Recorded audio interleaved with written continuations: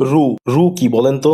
অনেকেই চিনে ফেলেছেন, আর যারা চিনেন নাই তাদের জন্য এটি হচ্ছে প্রফেশনাল রান্নার একটি গুরুত্বপূর্ণ বেস বা থিকেনিং এজেন্ট, বহুল ব্যবহৃত একটি থিকেনার বা ঘন করার উপকরণ।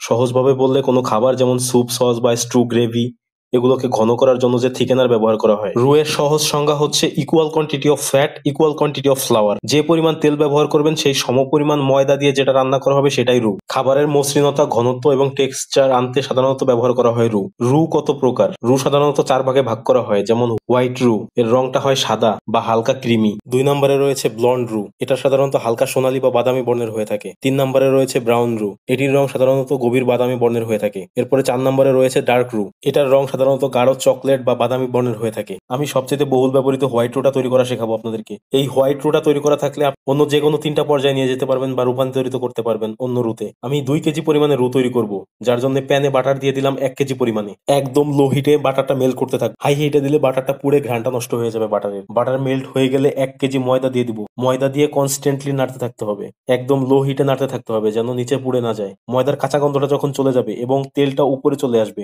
তখন নামিয়ে নিব। এই হোয়াইট রুটাই আরো 4-5 মিনিট রান্না করলে ব্লন্ড আকার ধারণ করবে, এটাই হচ্ছে ব্লন্ড রু। এরপরে আরো 5-6 মিনিট রান্না করলে এটা ব্রাউন আকার ধারণ করবে, যেটা ব্রাউন রু নামে পরিচিত। আরো 4-5 মিনিট রান্না করলে এটা ডার্ক আকার ধারণ করবে, যেটা ডার্ক রু নামে পরিচিত। তো আপনাদের কাজের ভিন্নতা অনুসারে এই হোয়াইট রুটা দিয়ে অন্য যে কোনো 3টা রু খুব সহজেই তৈরি করে ফেলতে পারবেন।